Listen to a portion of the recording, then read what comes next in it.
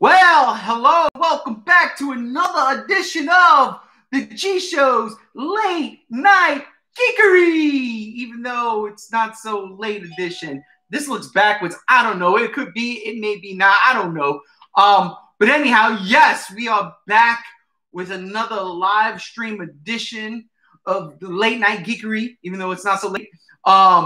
And again, if you don't know, the reason why we're doing this live streaming is because for whatever reason, my computer is just not uploading podcasts to YouTube. So I'm going to either have to get a new computer, which I absolutely cannot afford right now, or just do these live streams with, this in the way of my face. Because honestly, I don't want to be on right now. Even though it's not too late, I've still got bags under my eyes for a very long work week. Anyhow, that being said, let me introduce you, of course, to my co-host, my cohort, when it comes to the G Show podcast, G73, a.k.a. my brother Chase. How are you doing? Oh, man, it's going all right. It's a better start to the weekend. The week was horrible. It was filled with some good little pieces of news and fun little, tidbits of stuff to look forward to. But it was a pretty challenging week. And it started Friday. Friday definitely was a good start to the weekend, and it should be getting better. But other than that, it's not. I can't complain too much. It will get better because now here we are doing the Late Night Geekery, not so late edition. And we got to start. I mean, there's a couple of things we got to get in, especially, ladies and gentlemen. Stay tuned because we will be talking about the new Netflix Godzilla show. We will be getting to that. So you can probably say this is sort of kind of almost going to have some Godzilla block party. And unfortunately, I didn't make a sign for it. But yeah, there's going to be some Godzilla block party happening within this late night geekery, not so late edition. I'm sorry, I keep doing it. I got to do it. I have fun doing it. I know. By the way, I don't know if you see, this is definitely a bootlegged markup, whatever. So bootleg and proud. Rock on. Remember that. So yeah, let's get into it. First things first, I want to talk about Hollywood and the current state of affairs. We've talked a little bit about this last week in terms of the... Oh, hang on a second. Oh, well, no, never mind. And talking about what Hollywood was, in terms of last week, pushing back James Bond. Sorry, this is live and things happen while we're live. Pushing back James Bond and then having the Regal Cinemas, the #2 theater chain in the world, say they're going to shut their doors for the foreseeable future across the United States, the UK, and Ireland. They just shut down. We don't know how many of them are going to reopen. I do not believe that they are going to be closed forever. That's crazy. It's Regal. But there are probably going to be some casualties in terms of smaller marketed areas that these Regal theaters won't reopen. And that's a damn shame. So in wake of all of that, Warner Brothers earlier this week decided to shift pretty much all of their superhero movies, all of the DC movies that were supposed to come out. They pushed them all back. So Batman that was supposed to come out next year is now, I think, coming out in 2022. I think it got shifted to October. No, yeah, it's like October 2022. Right. So, I mean, like, everything is just jacked. Everything is jacked. From Shazam 2 to Black Adam to the Batman. Like, everything's shifted. You know what I did not see, though? I did not see... the Suicide Squad up on that list, which is kind of crazy. So that means that release date is still happening. Also, there was no news of Wonder Woman 84, which means that is still supposed to be coming out in December. That's nuts considering Dune got pushed back till next year, late next year. And everything, there's nothing else. Earlier this week also, Disney decided to move their movie Souls to Disney Plus. It was supposed to come out for Thanksgiving. It's now coming out Christmas on Disney Plus. That's going to rival Wonder Woman if Wonder Woman still comes out in theaters, if theaters are still around. But as of right now, we know that AMC theaters and Cinemark theaters are going to be staying open. I don't know how they're going to be able to sustain. I really, like I said last time, can't see people going out to see the freaking Goonies in theaters when that movie's been on home video since 1980, whenever the fuck it came out. So G73, Brother Chase, man, what do you think of all of this craziness regarding Warner Brothers and pushing all their superhero movies back? And do you think, because of all of this, Godzilla vs. Kong is in jeopardy of having a theatrical release? I think what's going on is just, you know, Warner Brothers is going to take, the way I see it, whether it is or not, Warner Brothers is taking their their most anticipated films right now that were supposed to be coming out already, and they've already delayed them. They've already announced, Wonder Woman just got the announcement of being taken out of October, a couple months ago or a month ago or so. And then Godzilla vs. Kong as well, back around May or so, it was announced that it was being pushed, delayed again. So I just think what's going on is Warner Brothers is taking its time to announce these movies getting delayed again. And I think that's what's happening. I don't think they want to announce just right off the bat they're delayed again, because then it's like, well, you guys just announced they were delayed, now you're delaying them again, and that's going to be, either way, it's going to be disappointing. But I think it's just part of their strategy, because I absolutely don't believe Godzilla vs. Kong is coming out in May. I feel like we will definitely hear about that delay, if not this week. If not at Comic-Con that's happening right now, then definitely sometime in November and December, because then it comes into play. How do you start marketing a film that's supposed to be coming out in a couple months to a market that doesn't exist?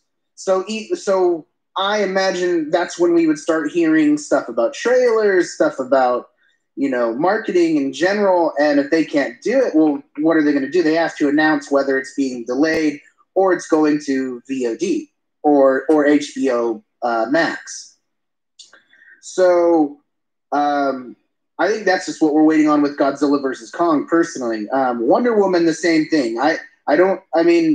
December of 2021, though, that may be a little bit different, because that's, if Wonder Woman comes out in December of 2021, that's where it's going right now, right? No, it's still slated for 2020. Really? Yeah. Okay. That was the only movie that they didn't touch. They moved everything back, but they did not touch Wonder Woman. Huh, that's interesting. I don't know why. I just think that I think that could be, if not Godzilla versus Kong, then being announced, then Wonder Woman should be announced soon. I don't see anything staying in 2020. I just think that if Warner Brothers wants to lose all their money on Wonder Woman, sure, release it, but you're not going to really gain anything from it. So I just think Warner Brothers is going to be taking their time with it. It's kind of one of those things too, and I'm not saying Warner Brothers is thinking this way, but it's kind of one of those things where it's like Warner Brothers doesn't necessarily have to say anything right now, because there's nothing really that can be done regardless, unless they decide, all right, Wonder Woman is going to be, pushed to HBO Max, or if they come out and decide that they want to reveal it's being delayed, which they can, but if it's still coming out for 2020, I don't remember where they pushed it to. So if it's December, they have to announce pretty soon it's being delayed again. unless they're just going to go ahead and think Wonder Woman is going to be what saves their, movie market. But I doubt that. I highly doubt that. And I just think it's just a matter of, the next coming weeks. Who knows? Next week we could get an onslaught of movie news. And the thing is, it's right after New York Comic-Con, and usually there's big movie activity during the Comic-Con time. And so I just think we just got to wait for a little bit, but I definitely see all of these movies being delayed again, pushed further out. Yeah. It's crazy because, oh my God, what's her name? The director of Patty Jenkins. Patty Jenkins came out this week and said, Wonder Woman is supposed to be seen on theaters. It is not going to go to VOD or any type of streaming service. Now, when that comes from the director, to me, and you think about the budget of Wonder Woman, and she mentions it. She says this movie was too expensive to make, and I'm paraphrasing here. This is not verbatim, but basically she was like, this movie was too expensive to make to be released on like VOD. Well, that's great, don't get me wrong, because people do want to see it in theaters, but in the world we're living in with the smog monster still flying around, it is what it is, Miss Patty Jenkins. So that on top of what Warner Brothers, or let me rephrase that, AT&T, who now owns Warner Brothers, has been doing recently, they've been cutting everything. So, like, for instance, the DC comic books, that's in jeopardy right now. Like, I don't know if I'm going to be able to be reading DC comic books in 5 years the way they are right now. It seems like they're going to this graphic novel format, and they're aiming at a younger generation. I'm cool with all that because you know what? Get the younger kids into reading comic books. As a comic book fan, that's what you want because you want them to grow with comic books and sustain the comic book format. But if that's all you're doing and you're kind of like, all right, we got to do this to get the younger generation, we got to cut everything else. Well, what happens to that monthly circuit that, people like myself read? Do we get rid of Batman altogether? Well, what's going on? So it's scary in that regard. And that being said, they're also really pushing the streaming service, which is HBO Max. So I would not be surprised if, for whatever reason, all of this talk from Patty Jenkins right now is just hyperbole, and Wonder Woman 84 winds up coming out on HBO Max for Christmas. And also, I'm sorry, but I don't think Patty Jenkins has that much power to say whether or not she wants the movie to go to streaming or theaters. That's not and I don't think any director has that necessarily that much power. You know what I think though? If Warner Brothers wants it to go to their streaming service, I mean, she can quit working for Warner Brothers, but what Warner Brothers wants, Warner Brothers gets. You know what I think though? I think she's a mouthpiece for Warner Brothers. I think, honestly, and again, this is just my thoughts. But I think that maybe she's doing it. She's a mouthpiece, like a puppet almost, which is fucking sad when you think about it like that. But like a puppet, basically Warner Brothers saying, hey, y'all need to go see this in the theater because we need to make that money. Yeah, that could be. And she's like, well, yeah, maybe she likes her job. Maybe she loves making Wonder Woman movies. I mean, I really dig that first Wonder Woman movie. And that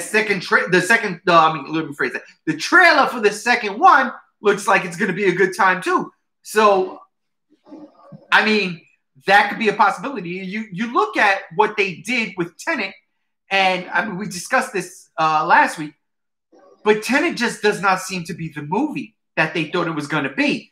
So, some studio needs to bite the bullet here to see if people want to go to the movies. And honestly, comic book movies within the past decade has traditionally sold. So Marvel pulled out with Black Widow. That could have been one. Warner Brothers has pushed it back to December with Wonder Woman, and it hasn't moved yet. But we don't know if that's going to be the case going into, let's say, November. And James Bond, which is a franchise, 25 films, 50 plus years. It's been around. That went to April, so there's nothing where Hollywood can basically judge people's want and interest in going back to the movies, because Tenet is a brand new IP and nobody really, it's Christopher Nolan, but not a lot of people really care about that. It seems that the trend has been superheroes and familiar franchises. So until the studio bites the bullet with one of those, and Warner Brothers, for instance, has a ton of franchise movies. So it seems like Wonder Woman is going to be the sacrificial lamb if they choose to keep a December theatrical release. Yeah, and it's interesting, because that trailer for Ryan Reynolds' Free Guy, I think it's Free Guy, that's still slated for December.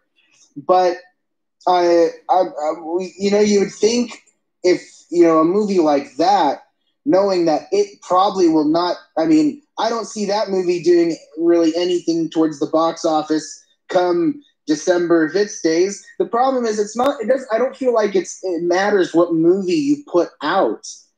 It's the fact that people just do not want to go to the theater right now because everyone is paranoid of what's going on. Right. And and I just, and that's why that's where I'm feeling like none of these movies are going to be coming out, And I think that's where one of these studios needs to take a chance with one of these like high profile movies that normally would see 150 million plus opening weekend at the box office. And I'm not saying that if they would have put, let's say, Black Widow or Wonder Woman out, in theaters right now, that is going to make 150 plus million. But if there was no such thing as Adora flying around right now, that's a guarantee. You're going to make 100, 125, 150 million opening weekend. And that's what the studios are looking for. But because we have the situation we're in, I put that movie out to see if it and that was domestic take. That's not even worldwide. That's just domestic. Domestically, here in the States, $125 to $150 million opening weekend. Tenet made, I think $3 million opening weekend. So if you put one of these known properties in, you want to see where that goes. You're not going to make that 150 million, but it's definitely, in my opinion, I honestly believe it would make more than 3 million. I'm looking at around 15 to 25 million dollars opening weekend. And if a movie like that can do that opening weekend domestically, then I think if they leave it out for whatever, 2 months, it will recoup most, not all, but most of its money. There's not going to be any profit turning, but it would set a standard. Look, they want to come and see these movies. We made this much.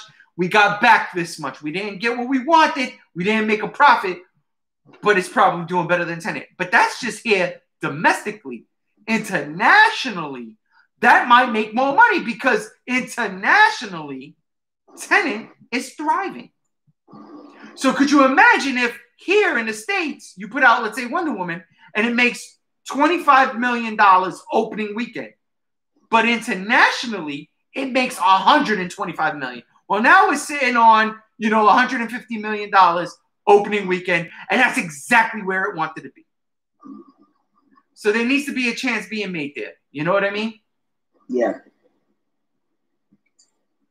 It's the type of situation where, high risk, there's a possibility of high risk, high reward, or, you take the risk and you don't get rewarded, but at least what to expect and you can plan accordingly. So you don't lose maybe more money, but another thing I was thinking about though is what what is the bigger picture of all of this? What about the loan holders that have control over these films? Right, the investors. Yep. I mean, I would like to think that these people, these companies that loan the money out to these movies, they understand what's going on in this day and age, and they are, working with the film industry to, not be so hard on them. But I mean, I don't know if that's. I mean, I think that might be a little bit too much optimism. Um, so you have to think, what are they going to do based off of the fact that these movies have loans taken out against them? And that's one of the things too that concerns me, because speaking of Godzilla versus Kong, this movie that was supposed to be coming back in May, then got pushed to March, to November, to next year now to May. What's going to say for a film like that? I mean, that's a lot of money you're just taking out on, interest with the loans itself. Right. So, and then the thing is, if that's the case, then what's the, that's not going to be a different case for any other movie. I mean, look at James Bond. James Bond's in that same boat now too, so, you got to think, what's going to be the final factor into how we watch movies now. And, the only way I see it is that either these movies, if they can delay these movies, and fine, then fine. And, hopefully when they delay them the next time, that's the final time they get delayed, and then everything's back to the way it needs to be, and everyone goes to the theaters and sees them, and then everything's fine. Or what's going to happen is these big budget movies, it's the last time we're going to see big budget movies like this for a long time, and we're basically just going to be getting streaming movies for a couple of years. Dude, you hit it right on the head. And that's what it seemed like Warner Brothers or AT&T was saying. They've got HBO Max. You got to look at HBO as a thing, as an entity, right? HBO has produced some of the highest quality television in the past decade. People, I mean, it's always talked about. You got things like Game of Thrones alone. Right, Sopranos, The Wire. Like, there's so much content that has come out of HBO that people really get behind, right? So now they have a streaming service, pretty much, and you're going to have this type of content, but then you also got to figure out, well, HBO is owned by AT&T, so is Warner Brothers. If that's under the AT&T umbrella, AT&T could say, yo, take this movie here, let's say, for argument's sake, Godzilla versus Kong, take this movie here, and put it on HBO Max instead of the theaters, because theaters aren't open up and we need something to move. We need to move. So let's put it there and let's see if we could get subscriptions based off of that. That's crazy. It's interesting, but that's not out of the realm of possibility. You know what I mean? Yeah, absolutely not. And again, not everybody cares about Game of Thrones. Not everybody cares about Sopranos, or, but the fact that that's an incentive to get this subscription service that I can, you know what? They talked about it so much. Let me see what it's about. And then somebody who never watched it now has the entire series at their fingertips, gets HBO Max, watches the first 3 episodes of, let's say, Game of Thrones, falls in love, and then goes through it. Now they're recommended. But not only that, now they also have brand new movies that were supposed to come out in movie theaters on HBO Max. Perfect. Wow, I already paid for this subscription service. Now I get to watch this. It makes sense. You can't do everything like that because you will lose a shit ton of money. You're going to lose money anyway.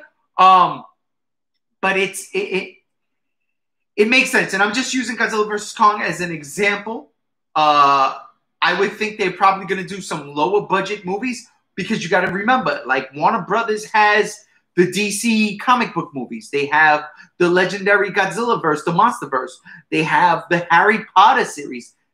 These are money-making movies.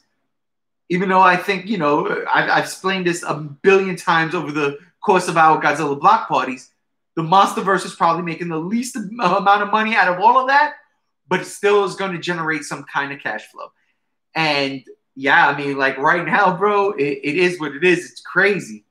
But good it's God. funny that you mentioned that, because Godzilla, King of the Monsters, when they were talking about like Warner Brothers' valuable assets, it came third out of like 5 franchises.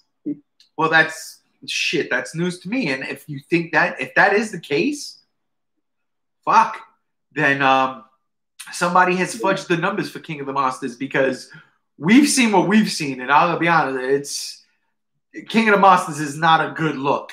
The other 2 Monsterverse movies, good looks. King of the Monsters, not a good look.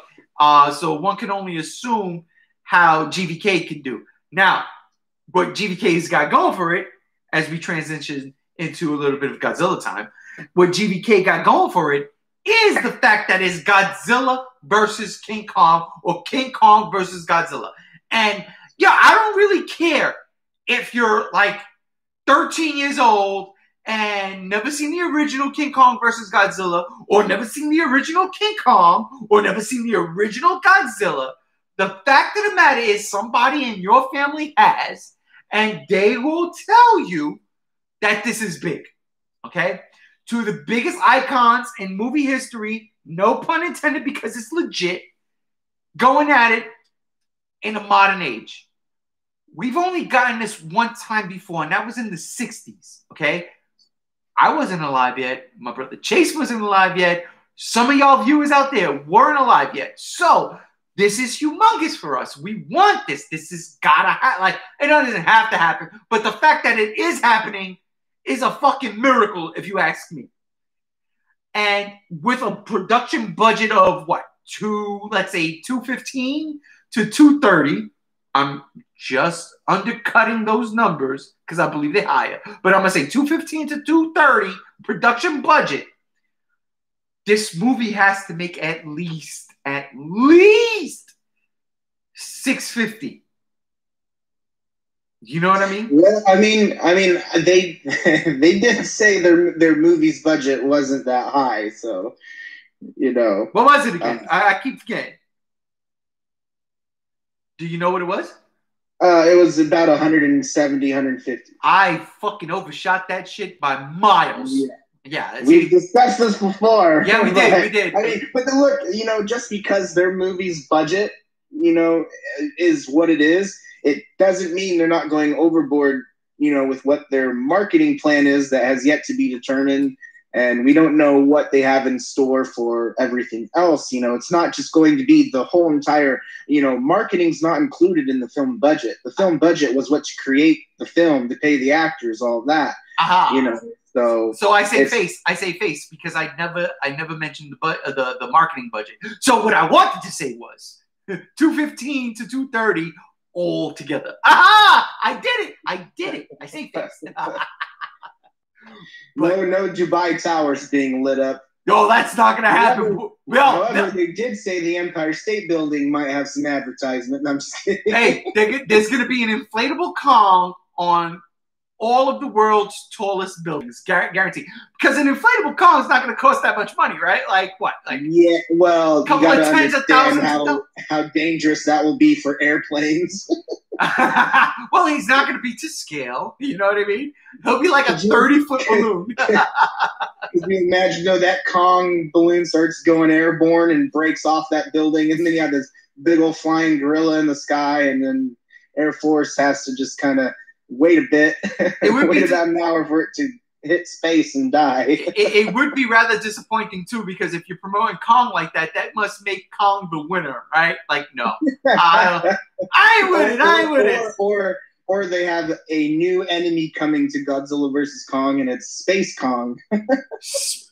Oh my God!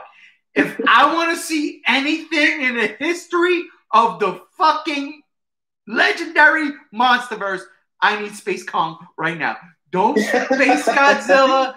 And I don't even want to hear destroy out of your mouth. I'll give you a knuckle sandwich. Space Kong. Oh, I'm with it. Anyway, speaking of Space Kong. It's like the beginning of that Matt Damon Planet of the Apes. They put the monkey, they send the monkey to space, and it's Kong. I'm so with it. Speaking, as we're on the topic of giant monsters and Godzilla, let's get into this half hour. Let's get into it. Because big news dropped this week. Big news, gigantic news, huge news. Oh my God, Godzilla is coming back to Netflix, but it has nothing to do with that trilogy that's already there. A brand new animated series. Is it a series or is it a trilogy? I'm not sure what it is, but they did say it's episodic. Oh my God. So let's say it's 3 episodes and it's a trilogy, or let's say it's a fucking Godzilla anime, something we haven't seen since, the TriStar Sony version, which was better than the movie. Dude, what was it called? Godzilla Final Point? No, Singular Point. Godzilla Singular Point. Singular Point. Oh my God, brother. You threw this at me early in the week. I was like, wait a minute. Is this really happening? And for all intents and purposes, everything you threw at me before it was made official seemed official. So I'm going to give you the floor here because you were on top of this. What the hell? How did you find, where were you when you saw all this stuff? And did you know about this prior? Well, so if you may remember a long time ago, a couple of months ago, maybe even a year ago, right after we saw, maybe not, I don't know, a long time ago, there were rumors of Toho making a new Godzilla anime. And I was just stumbling across Twitter and saw a Godzilla post from this person who had new concept art of what we saw, and then of the picture of the cast of the characters, which is also what we saw. And they're saying Toho will officially announce this tomorrow as their new anime, and everyone was like, "Oh, you're full of it. It's not happening. This isn't real," And everyone was fighting them. And I wasn't debunking it because, I wasn't debunking it or saying it was real either. It's just, I was going to wait and see because he said, all right, well, if he does say that Toho's going to announce this tomorrow, I'll give him till tomorrow till I at least say it's not happening, And then just hours after that, then Toho came out and said, yes, we are doing a new anime, and that's when the news pretty much dropped. And so, it was just stumbling across Twitter like I do, just going through looking for stuff, and I saw this pop up, and and then we got the announcement of this Netflix Godzilla Singular Point anime series coming in 2021. It says Godzilla Singular Point will not be directly tied into any of the other Godzilla-related projects that have debuted on the streaming service in recent years. In fact, the upcoming anime series is set to feature a brand new cast and a completely original story, which will combine hand-drawn and CG animation styles.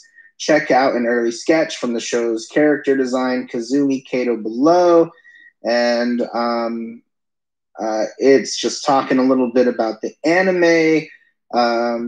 It's talking about a little bit of the person creating it. It says Godzilla Singular Point is the latest addition to the growing list of Godzilla titles in the Netflix library, following on from the success of the streamer's slate of anime films based on the classic Japanese monster, including 2017's Godzilla Planet of the Monsters, 2018's City on the Edge of Battle, and Planet Eater.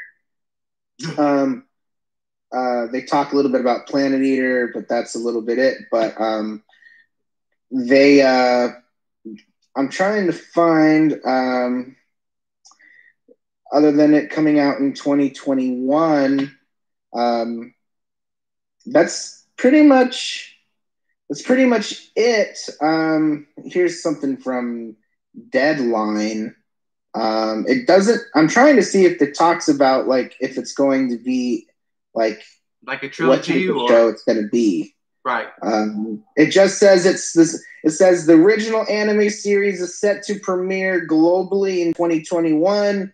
The streaming giant announced Tuesday it's new series. So I assume that means it's a new series. You know what's crazy? I think it is because, and the reason why I think it is because that one picture they showed of like the cast, there was a lot of people there, right? Right. And if you do a trilogy, like none of that, like I would not have drawn a cast if 70% of that picture was throwaway characters. You know what I mean? Right. So for a series, I mean, there were what? Like it looked like there were like 12 to 15 people there. I'm not saying it's a 15 episode series. We don't know just yet what it's going to be, but those characters were showcased for a reason. And I want to talk about that. And unfortunately, because we are streaming live, I don't have I can't put a graphic up here to show the picture. But if y'all, just search for Godzilla Singular Point animation and look for the cast of characters, you will see this animation. There are some characters in there that look awfully familiar. I'm gonna just go out on a limb and say, and I think we probably will do a Godzilla block party in this vein where we go more in depth with this. We'll see what we can do. But I'm gonna just say it right now. There are a couple of characters. There are characters that look like they were in Shin Godzilla. The girl, there was a female like all the way to the left of the thing. She looked like she was the ambassador to the U.S. And again, I can't remember her name because I hate that movie, so it is what it is. It also looked like there might be the main male character, the guy who improvised the plan to defeat Godzilla and Shin Godzilla in that movie. That's in that anime. But I want to talk about the characters that were all the way to the right. The Americans, or the Caucasians. Let's not just say they were. That's true. The Caucasians, because I'm going to tell you this: there are several Caucasians in this picture, and they just hear me out. They look like they come from the Showa and Heisei series. One Caucasian looks like Astronaut Glenn from Godzilla versus Monster Zero. Now, I love Astronaut Glenn. Nick Adams. Nick Adams. Looks like Nick Adams, right? Love him. But then there's another one, okay? The two all the way to the right remind me of the time travelers from Godzilla versus King Ghidorah, 1991. Yep. Right? Like, I'm not even making it up. The animated character looks exactly like the main time-traveling dude. I forget his name, but it looks just like him. And I'm sitting here like, wait a minute. What are we doing here? Are we going through, like, could this animated series be... It's the Godzilla multiverse. Yes! Yes, dude, exactly. Could this go through each and every Godzilla timeline and then bring in brand new timelines? I'm fucking down. Because Godzilla looks like, well, we were having this conversation on Messenger when you put this out there. He looks like an Oni. Yeah. Right? It's like, it's insane.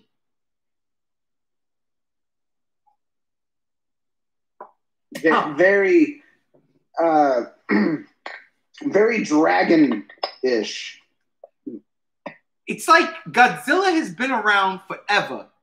And we are getting, like, oh, Matt, could you imagine it's stories from these individuals about Godzilla, Because let's just say that is on the far right, the Godzilla time traveling, the time travelers from Godzilla vs. King Ghidorah.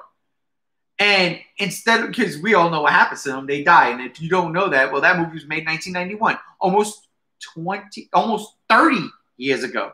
Okay, 30 years ago. So if you don't know what happened then, right? Like, they're dead. Maybe this is them from the future perspective telling the stories on why they are going back in time. Could you imagine? Like, I'm so down for that. Could you imagine that is, Nick Adams as astronaut Glenn? And he's like, and he's telling the story about how Godzilla, Rodan, and Mothra, had to come together to thwart an alien threat that was King Ghidorah. And now there's this word from an alien species from a planet X, and that they're getting ready to go on this mission to planet X. And like, dude, it's like a diary almost. I'm so down. And if those are the characters from Shin Godzilla, maybe it's a continuation, right? Like, because here's the thing. As much as we get on Shin Godzilla, that thing was mutating constantly, right? Right. So what if that it is those characters and they are telling the story of what happened next, that Godzilla actually broke out of, like, it wasn't frozen anymore, but it wound up looking like it mutated into that demon Goji that we saw in the promotional material. I mean, this is all speculation. This is not fact. It's just the fun game of what if. But what if that was the case? Dude, I'm fucking down for that, man. I'm down for it. Yeah, see, now it's, looking at that picture, it's, you're wanting to look and see who else could those characters be. Because, it's like, wonder if there's anybody from Monarch in there or something like that. Right. Which would be crazy. That would be a trip. If they, like, we're playing with Legendary's universe as well. Or it's just like, what a Godzilla universe where all the Godzillas meet each other and fight each other. Well, yeah, think about it, man. The Millennium series kind of introduced the multiverse. Especially with Godzilla being sucked into a black hole. Right. Think about it. Like, is Godzilla versus Megaguirus the same Godzilla from Godzilla 2000? We know GMK is not the same Godzilla. We know that the Godzilla X Mechagodzilla, the Kiru Goji, that's not the same Godzilla. And absolutely, Final Wars Godzilla is not the same. They introduced the multiverse. The Showa was pretty much the same Godzilla going forward, right? He changed with the times from, 1954's social commentary on the atomic age to the 70s superhero boom, right? Right. Then, the Heisei Godzilla was the anti-hero. Like, Godzilla's still a force of destruction. He's a force of nature. He's a force of destruction. But you got to root for him because he's going up against these fucking other things, like these evil entities. You know what I mean? Right. Even though Mothra wasn't evil. In my cases, if this design is so significant, if it is a multiverse of Godzillas, is it every single Godzilla going up against this Godzilla? Or is there something or are all the Godzillas in that multiverse going to only be this Godzilla? I like that idea. Here we go. Because we're only speculating here and it's all fun. This is the spirit of Godzilla, and this is what the spirit of Godzilla looks like. So it can look like something different in every other time. And that's what I like about this Godzilla is because it's a big callback to 1954 with them having the priests dressing up as Onis and doing their cursed dance on the island and stuff before Godzilla shows himself. Absolutely, bro. Absolutely. Bad omen. Godzilla's a bad omen. So I'm interested to see what this is all about. If I'm not mistaken, while I pull up the picture right now, isn't there a priest in that in that group? I don't see a priest. I see a man who looks like he tracks Godzilla. I see a nerdy boy. I see a vampire looking like girl. I see a military guy. Yeah. Never mind. I Yeah. see a rich dude. Yeah, definitely. Yeah. I see a grandma. I like that. See the really short, old, comical guy. Yeah. I'm interested in the girl with the scarf, the darker skinned girl. She's a native. She's a native. She's an I think she's a Mothra relation to Mothra. Infant That Island. You know what I mean? Because she's the darkest one on the whole thing, on the whole panel there. Dude, this is gonna be sick. I cannot wait. I cannot wait at all for this. And yeah, and the good news is you can already pre-save it on your Netflixes, everyone. So right now, see that? So go ahead, put it on your queue, get it queued up because it's happening. Unfortunately, we gotta wait a couple more months. Hopefully, the world doesn't. And hopefully, Hedora the smog monster doesn't destroy us all. Which I doubt that's gonna happen. But yeah, man, look, I mean, this. I was blown away by this. I really was. I was so excited when you sent this to me because, right off the bat, I was like, "This is it. This is real. This is legit." Even before it was, before it was legit, I was like, "This is legit. This is happening." People don't go out. I mean, they might, but it looked too real, Right. And then you had the Toho copyright on the bottom of the pitches. That would have been taken down quick, I would assume. And I think you would have been on top of that, too. And that's the thing. Toho was taking down pictures. But I feel like they decided the cat's out of the bag. We really don't have a choice now. Let me ask you, because there was a tweet that you sent us through Messenger that said that coming soon, or coming within the next day, Toho was making an announcement. Was there anything that you know of that you might have seen online? Was there any significance to this particular point in time for them to do this? Just from what I remember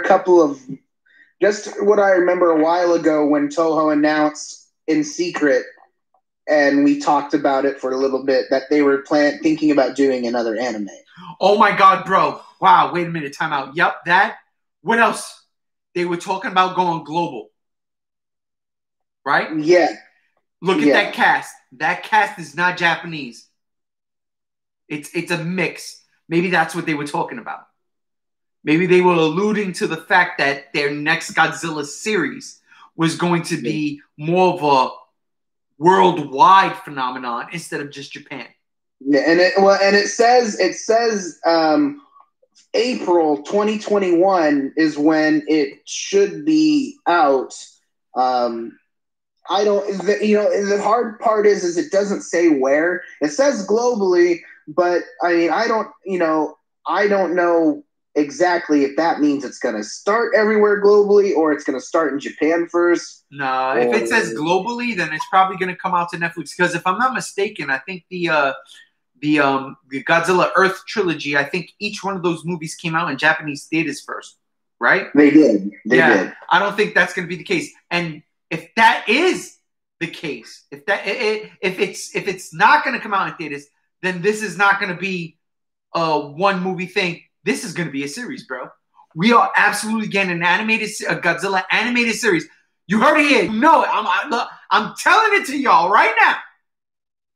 This is going to be an animated series, which means it's going to come out globally day one, whenever, April 2021, episode 1, unless they're going to do all the episodes dropped at one time.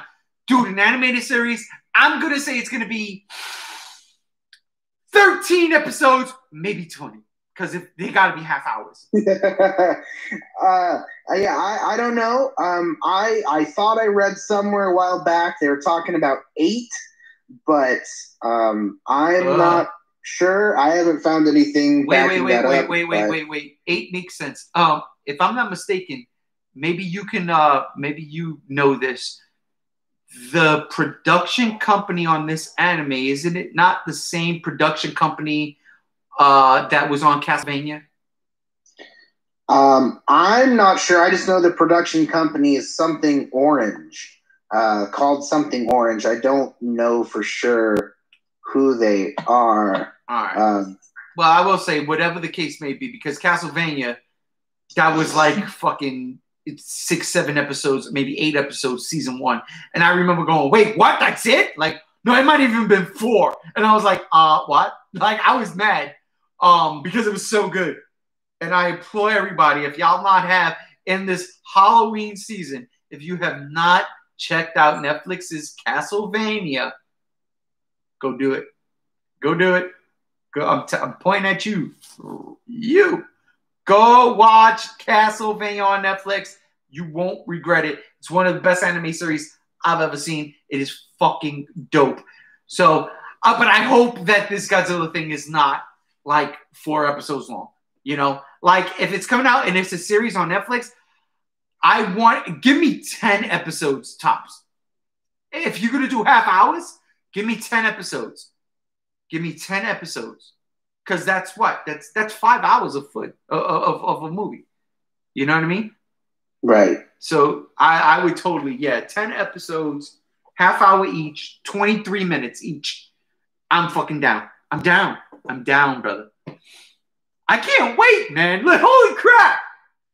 And not to, not to shit on the Godzilla Earth trilogy, but I only like the first one.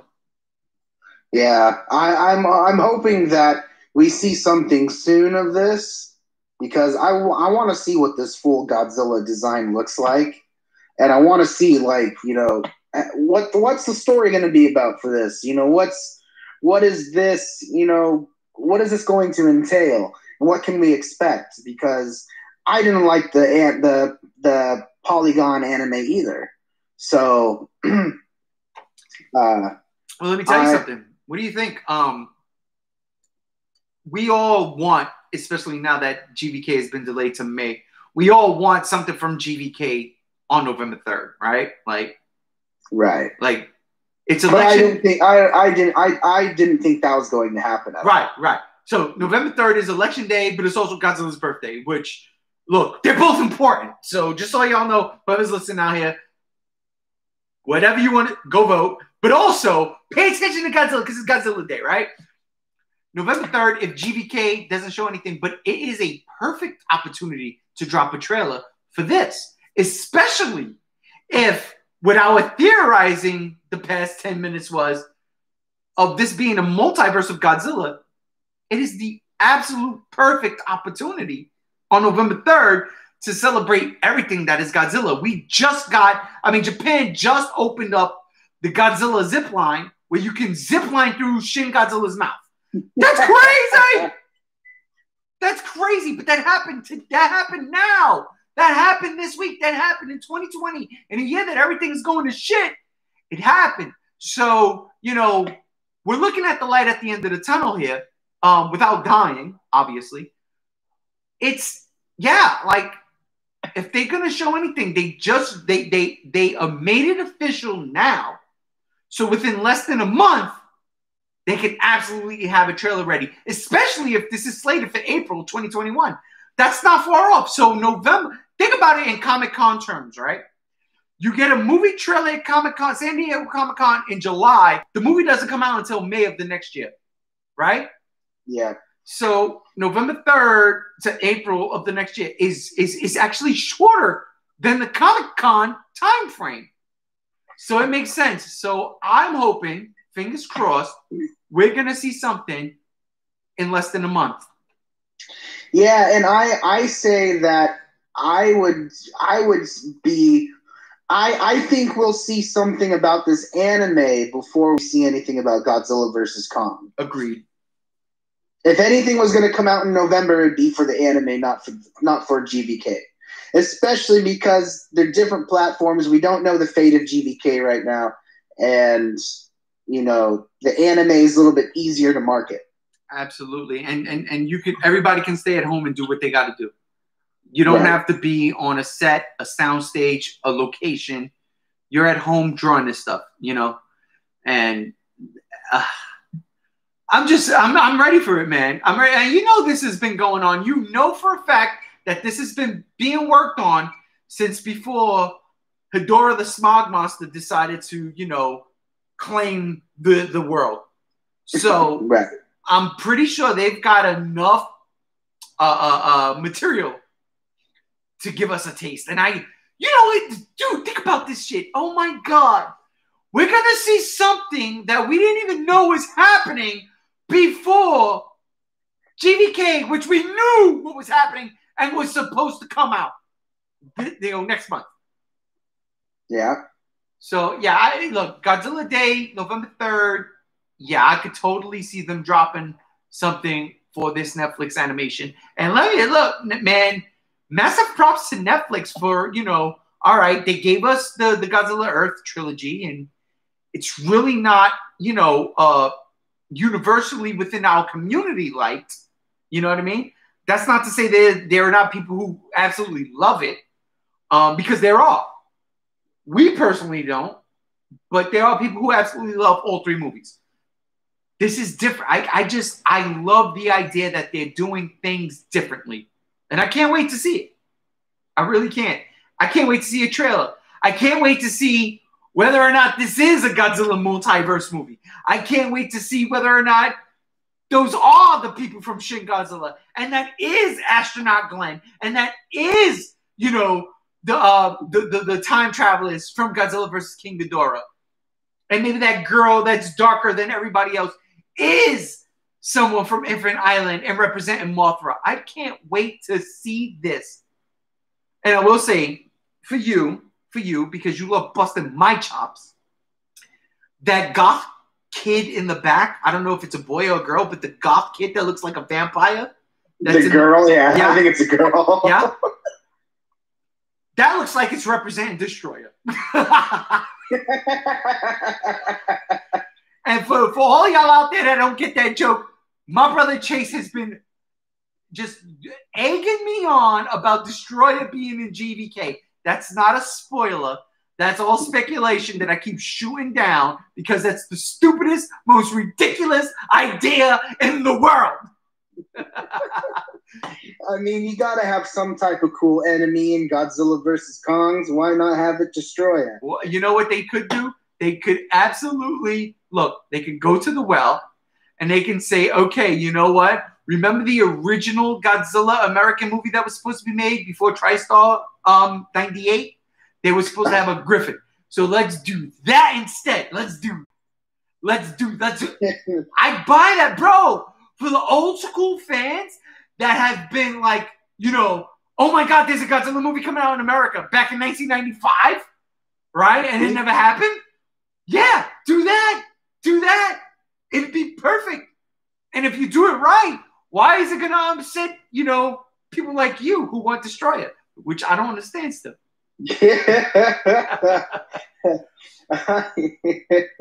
Watch, they're gonna have a monster and they're just gonna call it Destroyer, and it's not gonna be Destroyer. It's gonna be Space Calm. Well, man.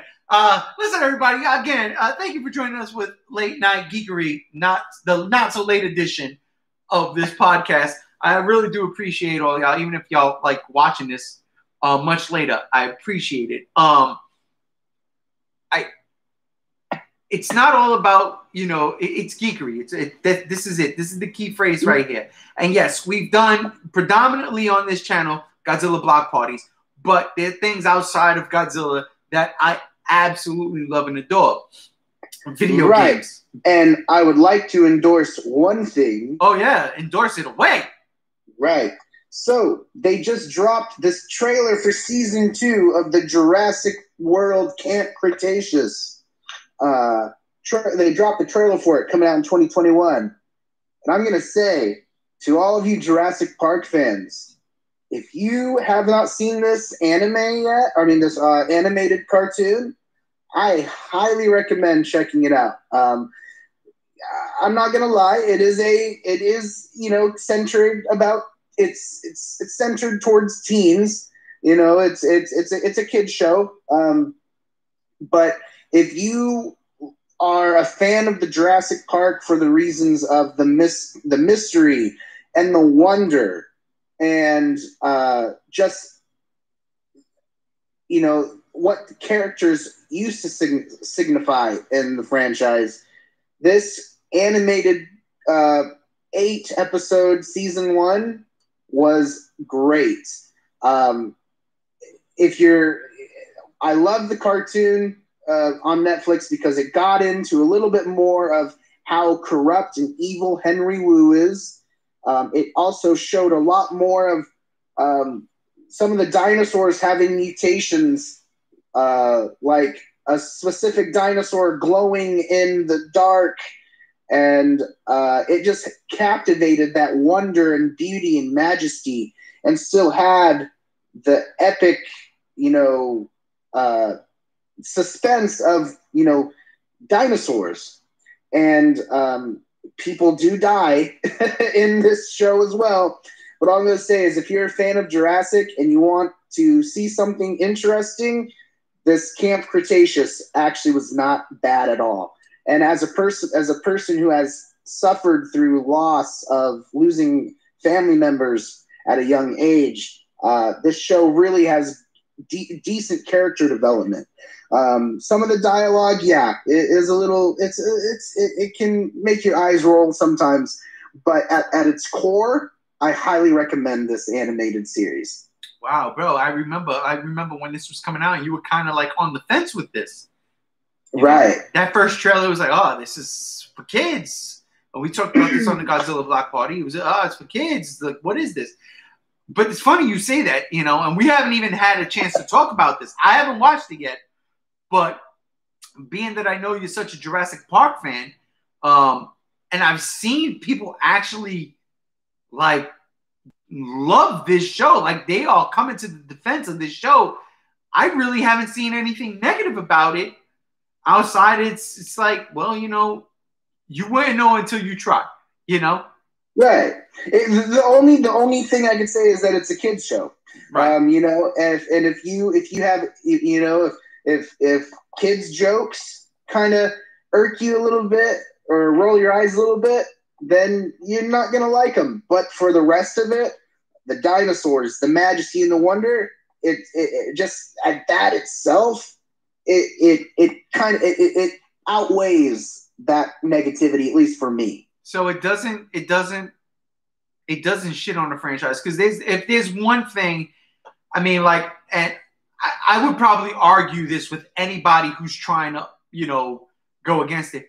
If there's one thing the Jurassic Park franchise hasn't done yet, it was, well, with the exception of the Kingdom, the whatever, Fallen Kingdom. I don't like that movie, but everything else, the first 4 movies, it didn't really shit on the franchise. You know what I mean? Like, it didn't dumb it down. It didn't make it stupid. And I'm not saying that Fallen Kingdom was stupid.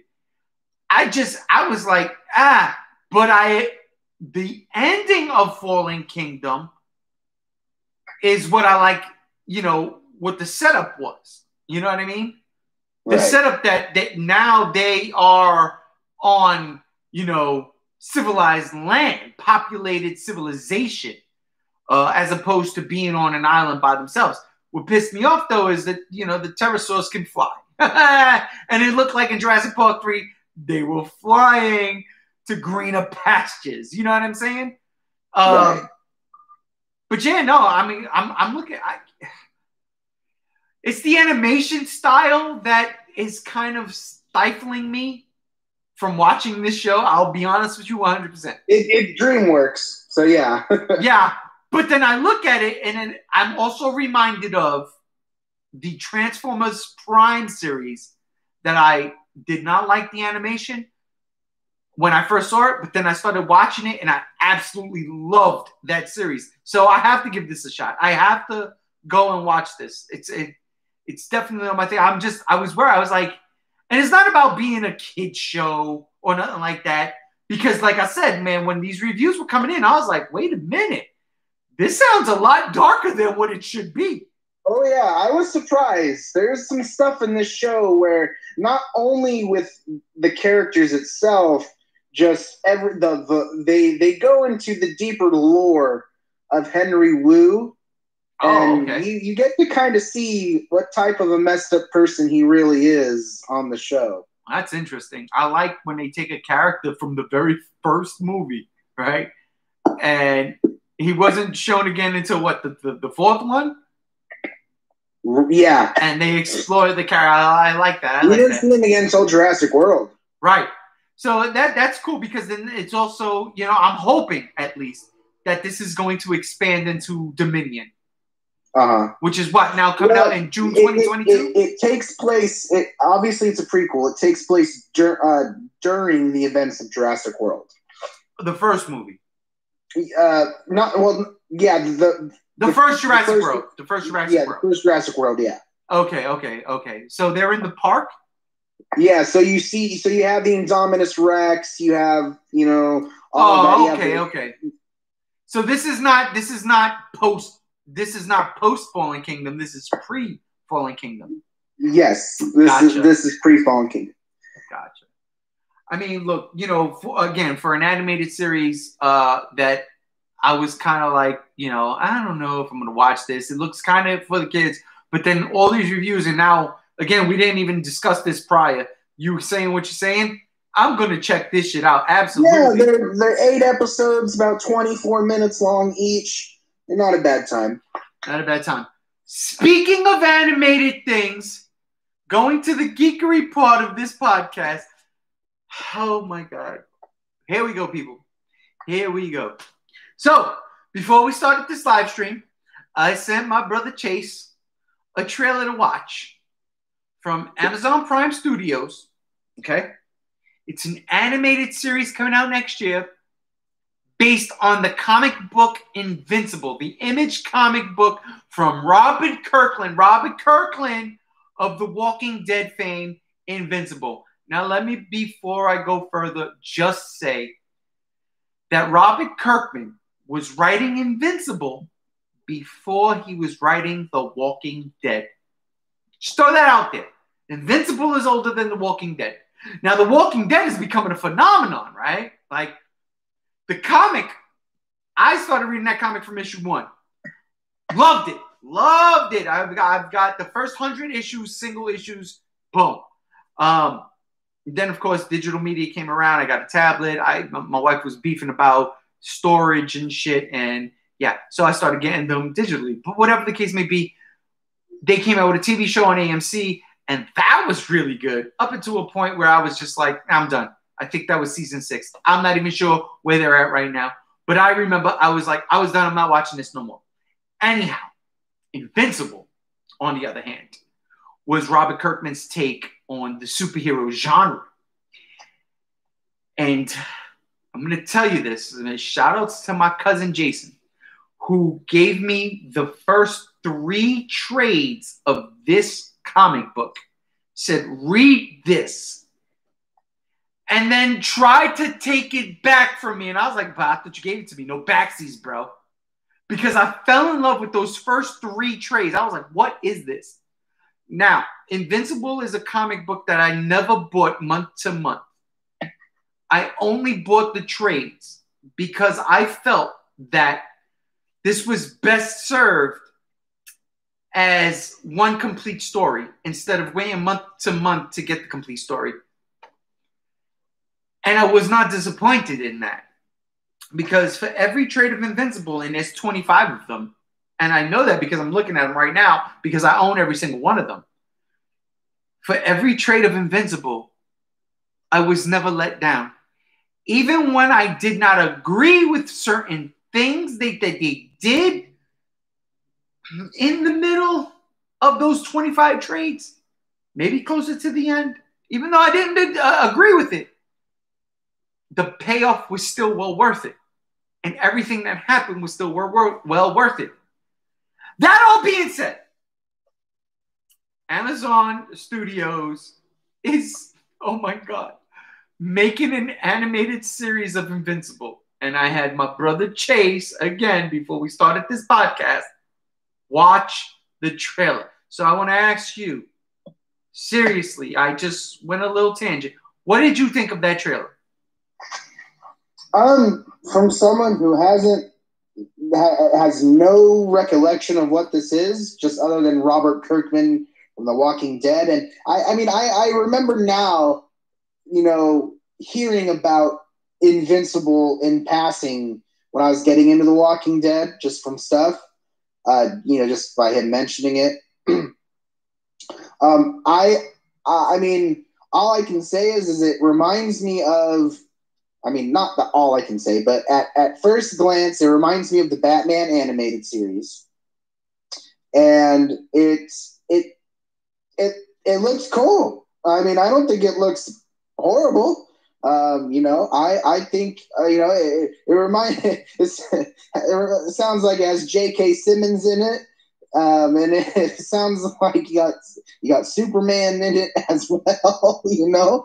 I know nothing of Invincible, but I think it looks cool. See, and man, let me tell you something. If you don't know the source material, you are not ready. Because I'm going to tell y'all right now. You have Superman. You have Batman, you have Spider-Man, Iron Man, Captain America, Thor, Wonder Woman. You have these characters that have been around for decades, okay? Some of them 50 years plus, okay? And nothing, I'm telling you, nothing compares to what Robert Kirkman did with Invincible. Because what he did was he took all of that. He took all of that, paid homage to it, and then turned it into his own thing. And I'm telling y'all all right now, if you don't know the source material, please, and this is what I think when I saw this trailer, they're going to do justice by this. If you don't know, watch this show because you have no idea what you are in store for. Invincible is the fucking comic book superhero equivalent to the Bible. And even if you don't even believe in religion, I'm telling you this.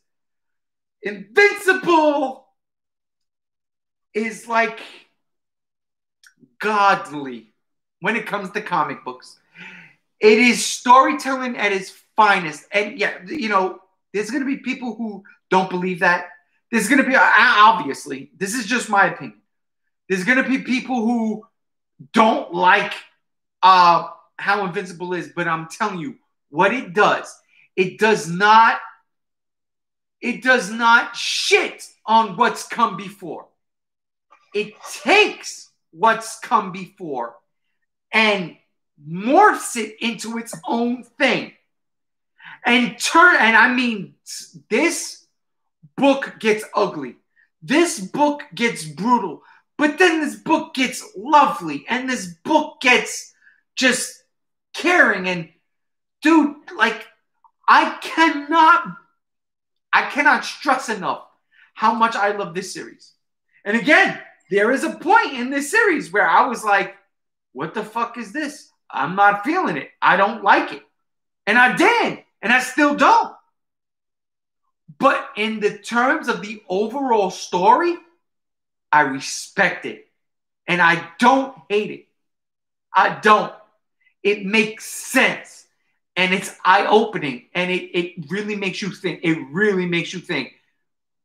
If Amazon does that with the animated series, what Robert Kirkman was able to pull off in this book, then holy shit, we are looking at the greatest comic book animated series of all time. And nothing, I'm going to repeat myself, nothing can beat what DC did with the Batman animated universe, the Superman animated universe, into the Justice League animated universe, because they told one complete cohesive story, and that shit wasn't planned. That shit just came upon. Okay? I'm not even making that up.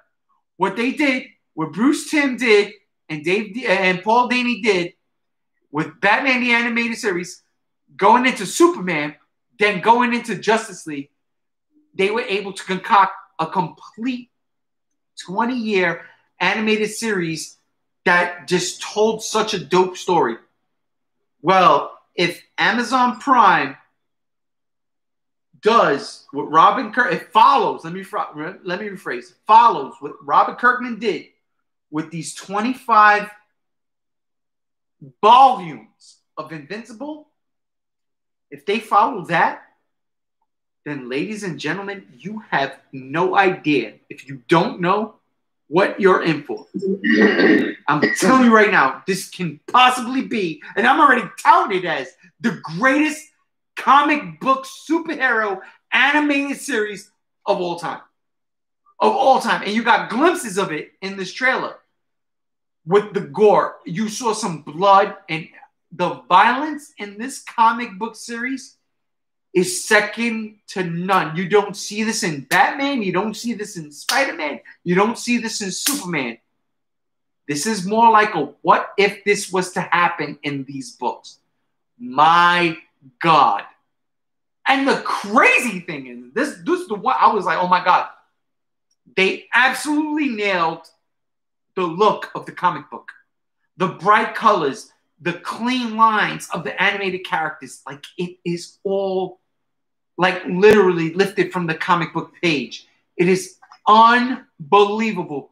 When I saw this trailer, I'm not gonna lie, I'm telling you stuff. My best friend sent me he told me, he said, yo, I just sent you something. Merry Christmas. This was on Tuesday or Wednesday. When it was, no, I'm lying. It was Thursday. It was Thursday. He said, Merry Christmas. I said, Merry Christmas. What the fuck are you talking about? I opened it up. My mouth fucking hit the floor. And I called him back, and I couldn't even talk. My mouth was wide open because he understands the way I understand as comic book fans how accurate this shit was. Not only to the story, but to the art. I cannot tell you. If you don't know, please, you're in for a fucking treat. This is one of the greatest comic book stories ever of all time. The artwork in the comic books, the animation mirrors Ryan Otley, who is the artist from, I would say, volume 3. So what, issue 15 on of the books. So let's say issue 15. I don't remember exactly how many issues were out. Let's say 150. I don't know, but I have 25 volumes of this book. Ryan Otley came on in volume 3. Maybe even volume 2, to be honest. But y'all have no idea. The fucking story is incredible. It's unbelievable. The story of Mark Grayson, the story of his father, Omni-Man, it is absolutely something to behold. And I swear to God, from this one trailer that Amazon put out, it looks like they're hitting all the right notes. And I absolutely cannot wait for this series. Because if they do exactly what the comic book did, people in G-Show land, be prepared. That's all I'm saying about that. I'm sorry. I went off again. But it is what it is. Dude, you have no idea. You think that Godzilla animated series on Netflix got me hyped? It did. But 2 days later, my boy sent me this. Bro, you have no idea. And I love Godzilla. I've loved Godzilla before I even knew what Invincible was, because it's been, Invincible has just came out within the past 20 years, within the past 15 years. I've known Godzilla my whole entire life almost, right? That one trailer of Invincible blew my fucking head off. Only because it followed the comic book to a fucking T. From the storytelling perspective to the fucking artwork. I could not believe what I was seeing. And the fact that they did that the Amazon studios went out and mirrored the comic book like that, I honest to God hope that they follow through. Because literally, I'm not making this up, legit, this is one of the greatest superhero stories ever told. Ever told. in comic book format. So if Amazon is to do this, do it right, and enough people watch it, where they continue to make this series up until its climax, bro, it takes the fucking cake. It takes the cake. And yeah, I might be a little bit like, as an adult, from someone who absolutely loved the DC animated universe, from Batman to Superman to Batman Beyond to Justice League, and what they did there. This is a cohesive story that is downright emotional and violent. And it all fucking makes sense. And I cannot wait for 2021. Now, that's not saying come April. They say Amazon Studios is like, we're releasing this in April. Because then I got to be like, wait, April what? Because Netflix has Godzilla coming out in April too, right? And if I was broke and I only had one to pick, I'd be in some serious fucking shit, right? I wouldn't know what to pick, but yeah. I thought you had Netflix. I have both. I do have Netflix. But what I'm saying is, like, if I was in trouble and I needed to only, like, if I could only pay for one, I'd be in trouble then. So what I'm hoping for is, we know Godzilla's coming out in April, that maybe Invincible's coming out in February. You know, like, I really want to see this now. I want to see this more than I want to see the Godzilla thing. Because I know the comic book. I know the source material.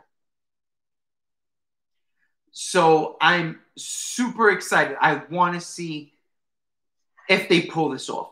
Whereas Godzilla right now is a complete mystery.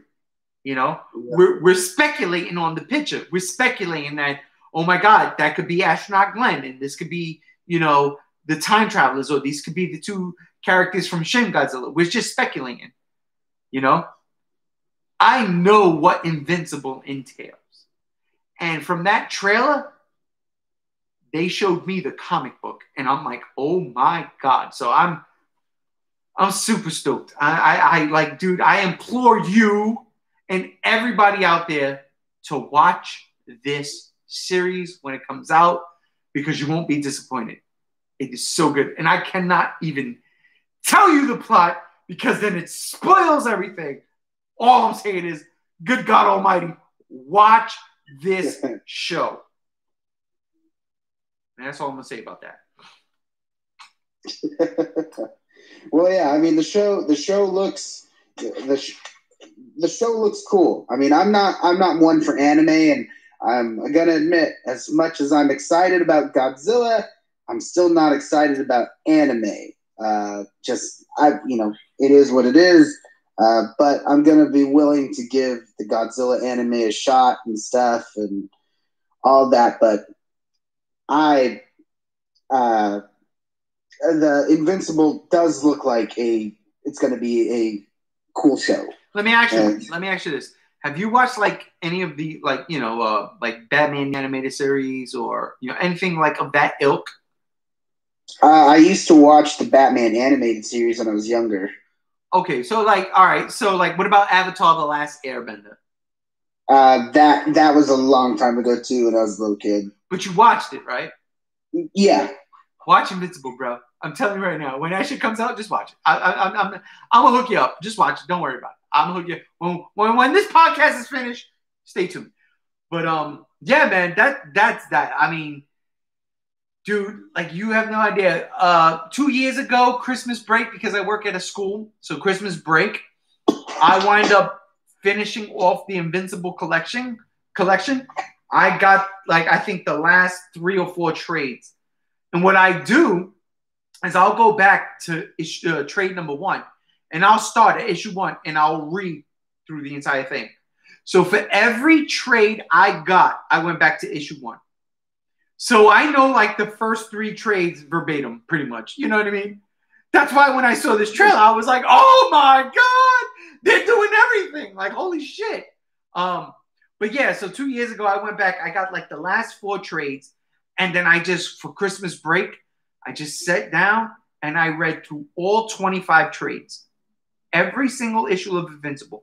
And there is a particular part. There are a couple of crossover issues where you know you don't really, it doesn't tie into the greater narrative. Let's say of Invincible, but like Robert Kirkman also had like something called, I forgot the name, but it was like a Wolfman comic book he did, and he brought that character into Invincible, so they had a crossover. So it went back and forth between those two. There was another one, Fire Breather, went back and forth between those two. But one of the standout comic crossovers that I fucking love was there is a character, and I really hope they do this in the Amazon Prime series. And if it happens, it'll happen in season 2, maybe season 3. But there was a character who jumps dimensions. And it was such a great, his name is Angstrom Levy. Levy. I'm going to say, I always pronounce it Levy, but Levi makes more sense now. Angstrom Levi. And he had the ability to jump into different dimensions and different universes. And he was a multiverse onto his own. And I love that concept. And during that arc, that particular arc where Invincible is going up against him, Angstrom Levi opened up a portal to the Marvel universe. And at that time, Robert Kirkman was also writing for Marvel. He was doing the Image Sit, he was doing Invincible, he was doing The Walking Dead, but he was also writing for Marvel. And he was doing a Spider-Man comic book Marvel team-up.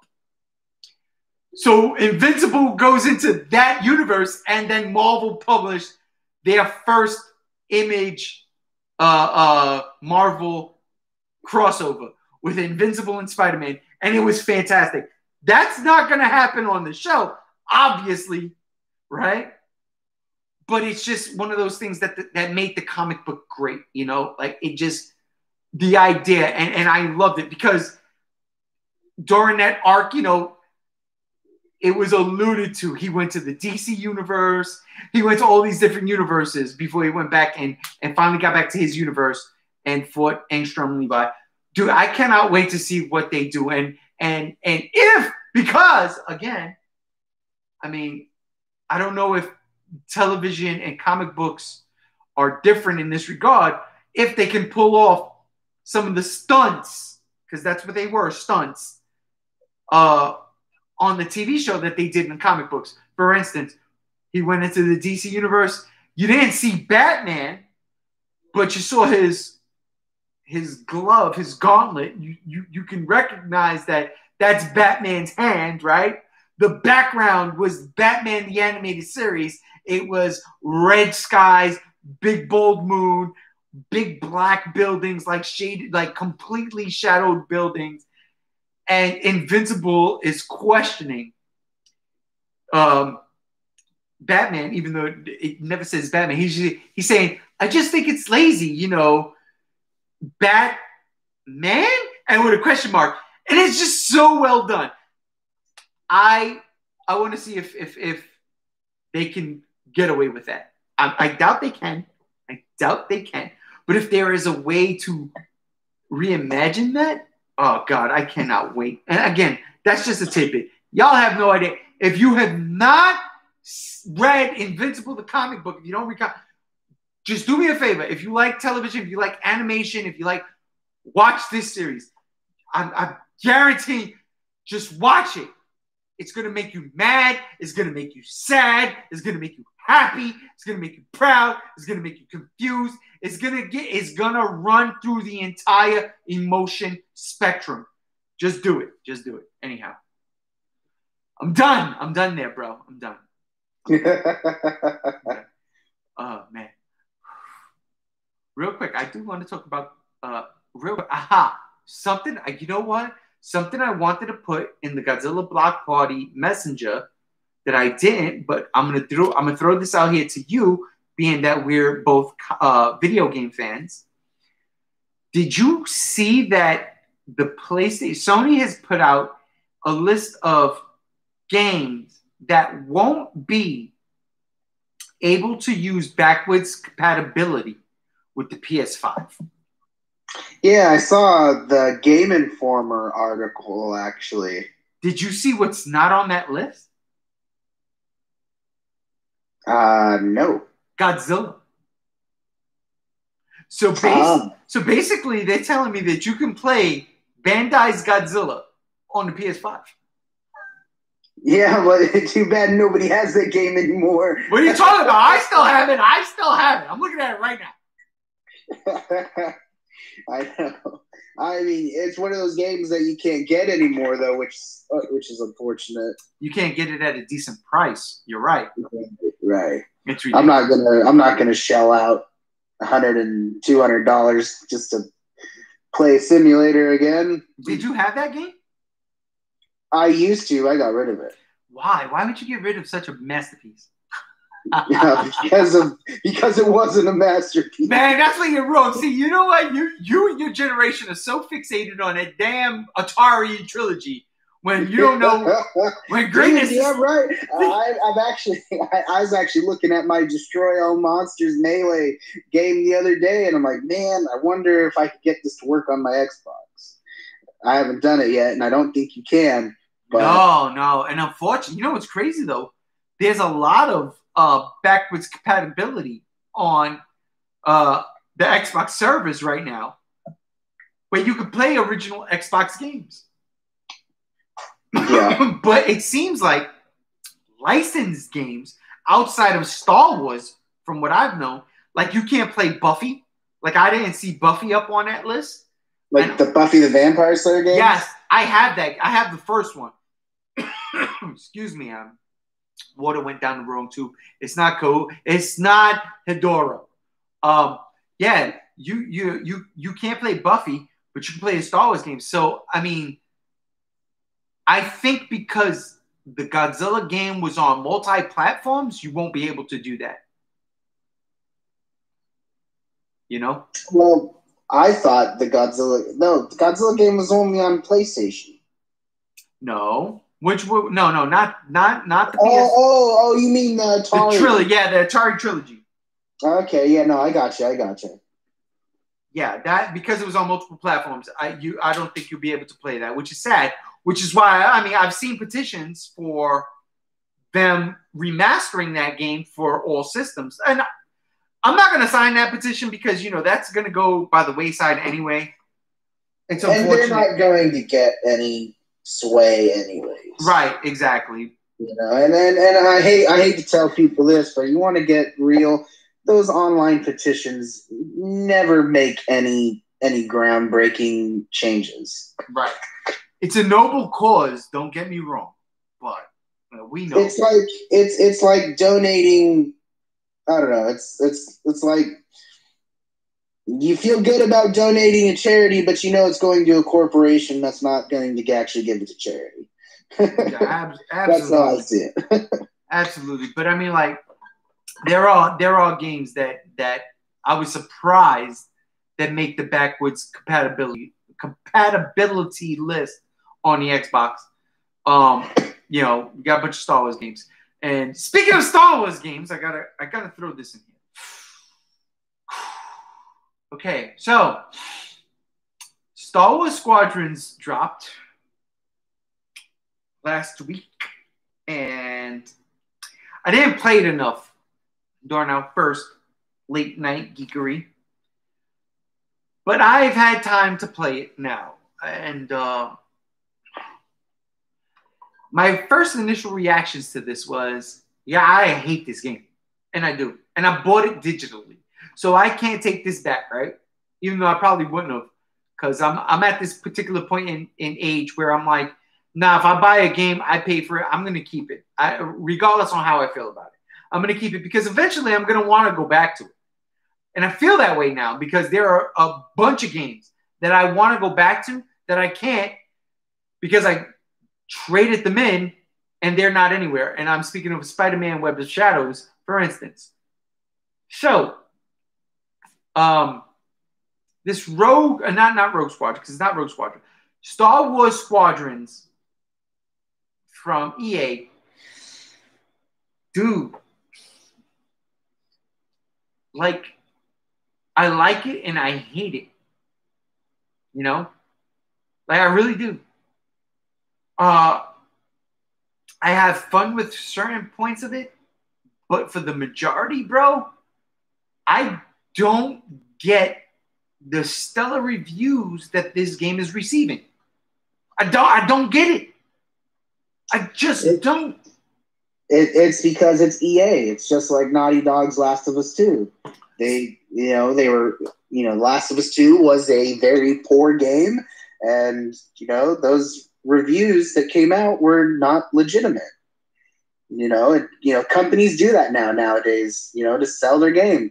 Because you got to understand, these companies they spend millions of dollars, billions of dollars, maybe, to make these games, and they need their games to sell. It's just like Rotten Tomatoes with movies.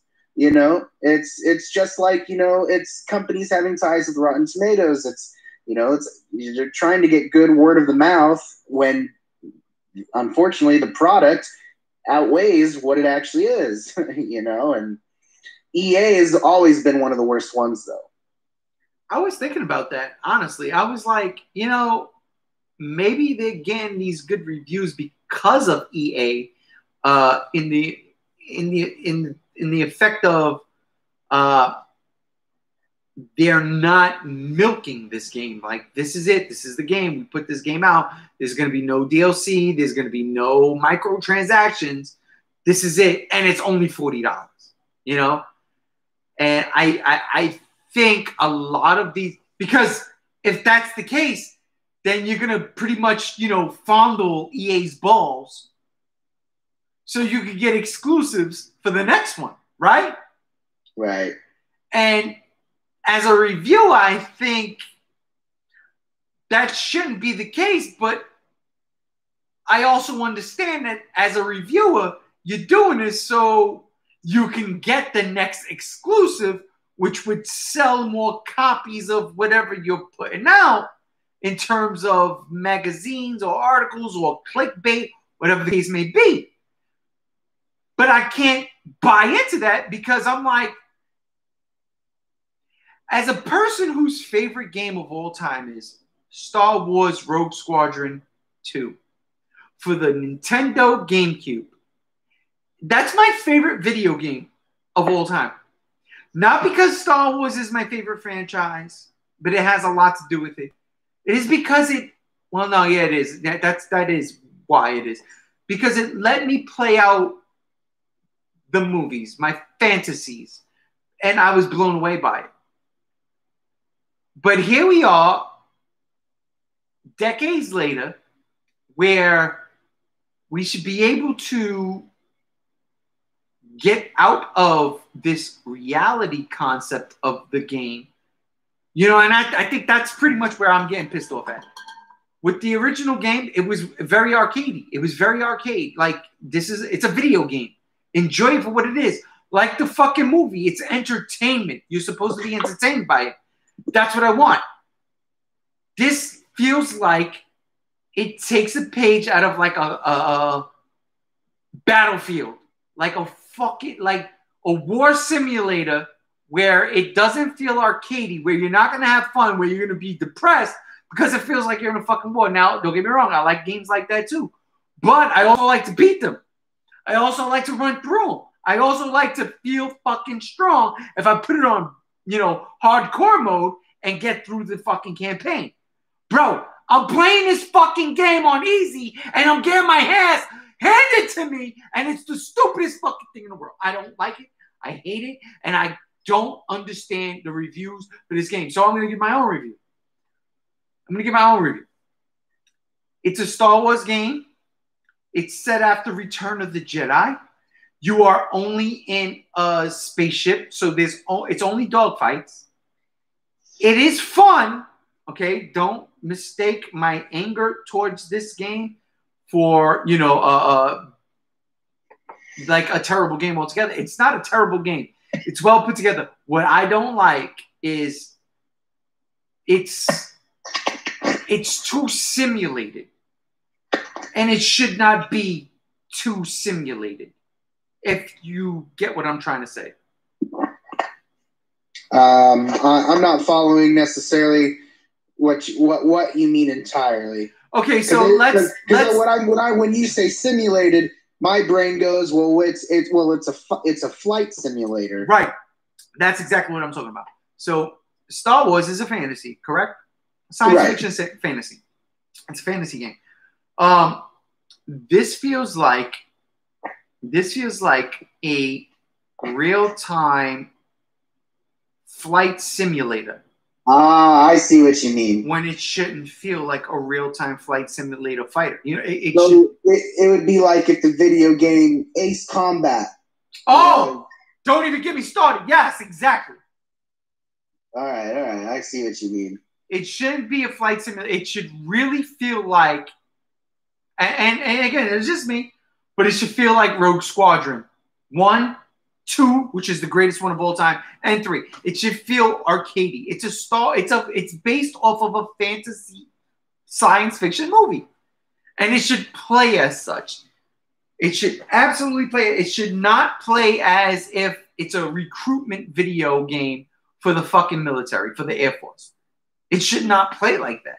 And that's exactly what it plays like. And it pisses me off. Yeah, I agree. I was never into those flight simulator games. My dad, he loved them because he always wanted to be like a pilot. But to me, like I don't care to learn how to fly a plane. I don't need to know how to turn this dial to here to this dial to there. I just tell me what trigger is to go and what trigger is to shoot and what trigger is to brake. You know, I don't need to learn how to calibrate my speed and take off, you know, stuff like that. I never found fun in that. Absolutely. And you know what the funny part is, for the majority of it, that this game doesn't do all that. It is the actual combat, the flight simulation. It's just like, for real? Seriously? Now, apparently on virtual reality, this game is the shit. I can see that. I could totally see that. You know, like, yeah. I think I would probably enjoy this game more in VR than I do on my Xbox. But I was playing it this morning, man. I was playing through the missions. I was playing through story mode, and I was like, all right. And I'm having fun with it. You know, I am. You know, you get the gist of combat that you can take into multiplayer or bots, which is what I do. You can take what you learn in the story and bring it into that. And so I did. And I like I said, man, I started off on normal. I got blown up within 10 seconds. Within 10 seconds, I was destroyed. And I was like, how the fuck did that even happen? I had my shields at full capacity. I don't know. I didn't go into the fucking midst of battle. Like, I didn't try to attack a capital ship. How did I get blown up? 3 times in a row that happened to me. I put it on easy. Like, fuck you. I couldn't even imagine what it's like on like the hardcore mode.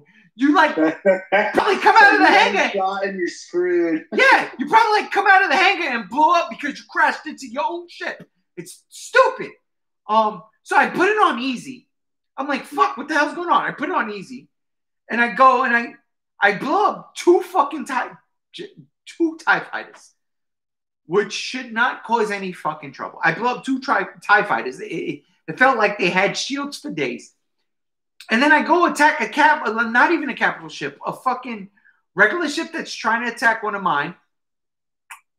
And I blow up instantly. Shields are fully powered. I'm recharging them. And I blow up. And I'm like, how did that even happen? What the fuck hit me? What is this? My shields are up. Like, it doesn't make sense. Dude. So it pisses me off when, like, I feel like I've kind of been lied to get into good graces with EA. That's the point of this whole rant here. Because the reviews I saw before I bought the game was like, oh my God, this is dope. They changed everything. But now that I'm actually playing the game and I'm playing it on the fucking easiest level and I'm getting devastated. I'm sitting here like, wait a minute. Is this all to jerk EA off? You know what I mean? Because that's what I feel like happened. It's probably because they are jealous of Jedi Fallen Order and they want a Star Wars game that makes them money. That game wasn't even good anyway. I mean, I enjoyed it, but that game, I get it. It's like, all right, when EA came out with their Star Wars license, it was all microtransactions and people fucking fought against it. So then Fallen Order comes out and there's no microtransactions, and at least not that I remember, right? Everything is in game, and people loved it. The game was still shit. The actual game was fucking bad. It was. It was terrible. I didn't play it, so I wouldn't know. Dude, there's cheap deaths. It's the story was at best. There's like maybe 2-3 parts of the story that I was like, I bet. And that was pretty much when Order 66 happened. I was like, oh, this shit is dope. You know? But outside of that, it was like, yeah, all right. It's just, dude, it could have been a story set in any universe. Dude, I have to bring this up because we're on the topic of EA. Yeah. I played Battlefield 4. They were just back in June. They were having their summer sale, and not June, but maybe the beginning of August, maybe end of July or something like that. They're having their summer sale, and so I picked up Battlefield 4 for like $4. It's not that big of a deal. Almost a steal. Man, this game was so bad. The gunplay is fine for a first-person shooter. But this game, I laughed. I was watching. There's a mechanic in the game where you can use your binoculars to like scout out enemies. And I highlighted one of these enemies, started opening fire on this group of enemies, and one of the enemies all the way in the back of the map decided to run away from the battle and then V-line to the right, and I was on a dam, like a reservoir dam, and decided to jump off the dam, except it wasn't like a jump off, it was a run off the dam and fall to the pit of Tartarus and just kept running when it hit the ground. And it was constant glitches and bugs of stuff like that. And I just, EA, man, they just don't make good games anymore. It's terrible, man, because I remember when I remembered EA from the first time. This was back in the Sega Genesis Super Nintendo days. I'd play Madden and I'd play NBA Live 95, or NBA Showdown was the first one. Before that, it was like Bulls versus Celtics or Bulls versus Lakers. And it was like, oh shit, like basketball games. And then, EA NBA Showdown. And that was fun. I loved it because, I'm from New York. I'm a Brooklyn dude. And on the cover was the fucking Knicks versus the Houston Rockets. And I was like, yeah, even though that series didn't go my way, dope. But then EA Live 95 came out, and I was like, what the fuck is this? And it was like the greatest basketball game. Still to this time, EA Live 95. That was the fucking game. NBA Live 95. Even though, like, the 2K Sports had the NBA 20, whatever the fuck it was, those were cool too. But that's when EA was dope, right? Yeah. The last good game I played by EA was Dead Space 3. Oh yeah, I didn't even think about that. Like the Dead Space but series. even Dead Space 3 was getting into not microtransaction-y, but it was getting to the point where you could start to see the quality of the game was looking a little capitalized. Absolutely right. Because Dead Space 1 is a fucking phenomenal game. Oh, yes. Hands down. Dead Space 2 is really good, too. Great worthy Dead Space 2 is my favorite. And then Dead Space 3 was great. I enjoyed it, but I was kind of like, where's Dead Space 4 at the end of that game? Yeah, and the thing is if you play the DLC with Isaac and Carver, yep, that game sets up Dead Space 4, and that's what we needed to get. Exactly. And I still have hope that Glenn Schofield, revives Dead Space, but we'll see. But hopefully it won't be under EA, because I know EA doesn't have the rights anymore for Dead Space. Which is a good thing. Maybe. I would try to get the rights back from EA. Like I would go and say, hey, listen, we're gonna do Dead Space 4, but could we do your latest Star Wars trend and not make everything microtransaction? Let's just do a great Dead Space game. Because there's a following for that game. You know what I mean? Yeah, and the thing is EA is one of those companies that they're backwards in time, whereas there's look how it was a couple of years ago, the big talk of multiplayer taking over single player. Right. Well, now with the games like Last of Us, God of War, Spider-Man, all of these single player games coming out and proving that's not the case. Now companies are now making more single player games again, and they're selling. And EA is like still under the rock hearing about it. And now look, you got the last Battlefield Star Wars game, which had a little single player, and then you have Apex Legends, which is multiplayer. Now you have Squadrons, which is single player multiplayer. It sounds like EA is just really slow in picking up the word of the wind. Yeah. But microtransactions, man, that's what EA is going to falter over. And I'm honestly, I'm surprised with. I don't know what's keeping EA afloat, because the past decade they haven't really had many successes. I mean, yeah, the Star Wars Battlefield games were successful, but I mean, you know what it is? It's the FIFA games. Yeah. It's their sports games. It's their sports games, and that's what does it. No, and it's not even a joke, bro. That's legit. It's their sports games. You get the FIFA game, especially FIFA, because FIFA is a worldwide sport. Soccer is worldwide. Like here in the States, like football to us is, the NFL, But football around the world is soccer, and that is 10 times bigger than the NFL. I have no problem if people play sports games, man, but I'm like, why would you want to play a video game of a sports game? Well, it's fun. That's just me. That's just me. I'm not interested in the sports or racing games, but I know those games make money. I don't know. I mean, obviously, I think to the foreign countries they make the most money there. That's more their market. But yeah. Yeah, I'm the same way. I do like the sports games. I can't lie. I haven't played one in a very long time. But like it's personal taste. Like if I had a Genesis system that was up and running, I still have my NBA Live 95 cartridge. I'd plug that son of a bitch right in and play that again. On my 3-button Genesis controller, I would totally do it. I love that game.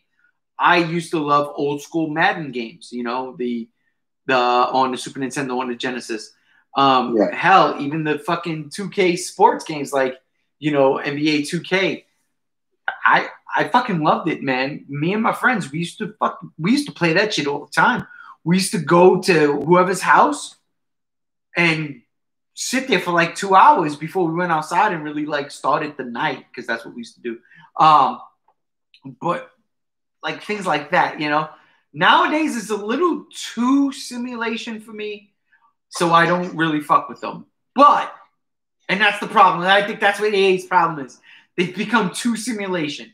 So when I'm playing, Star Wars Squadrons and I'm playing, Fleet Battle on the easiest fucking mode, and I come out of the gate, blow up 2 fucking TIE fighters, which takes me 10 minutes, and they get decimated, I'm like, wait, this is not easy. This is not fun. I don't have fun. Not only that, but then you die in a fucking AI game, a solo game.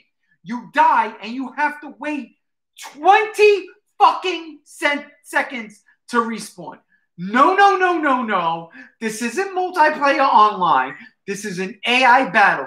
There should not be a 20-second respawn time. That is the stupidest fucking thing in the world. There shouldn't even be a 5-second respawn, maybe 5. But there shouldn't even be. It should be you die, you get right back in. Because it's a fucking arcade AI game.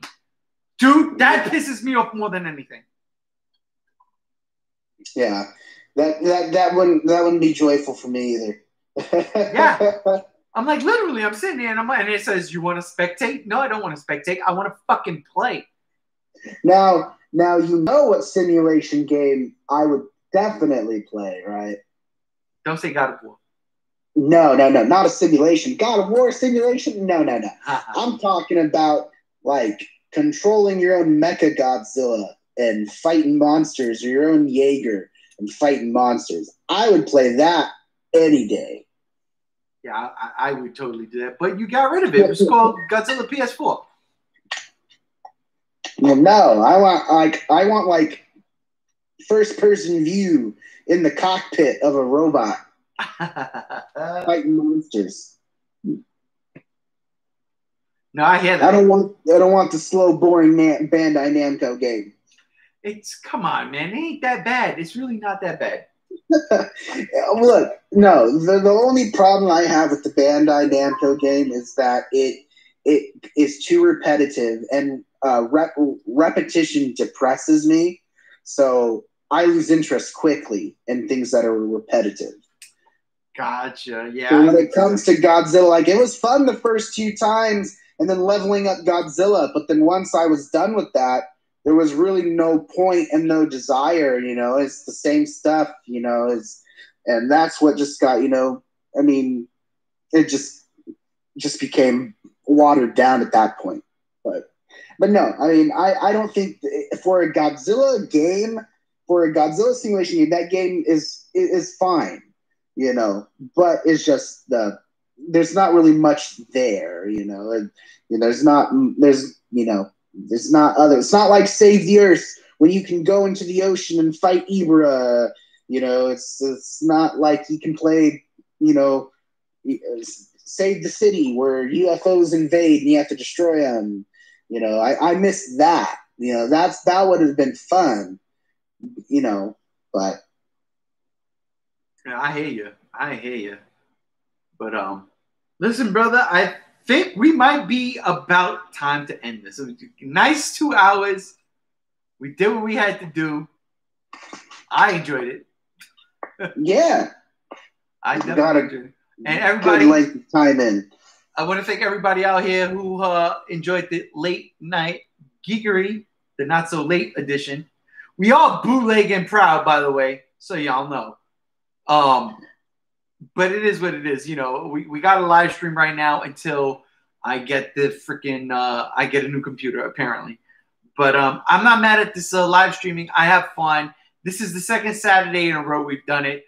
And yeah, hopefully we do. I'm pretty sure we're gonna do more. So stay tuned, brother Chase. Thank you again. Love you. Oh, absolutely, man. It's been a pleasure. And everybody out there in G Show Land, I want to thank y'all for being out here again with the late night geekery, not so late edition. Bootleg and proud. We out of here. I'm G1, and we are gone. Peace.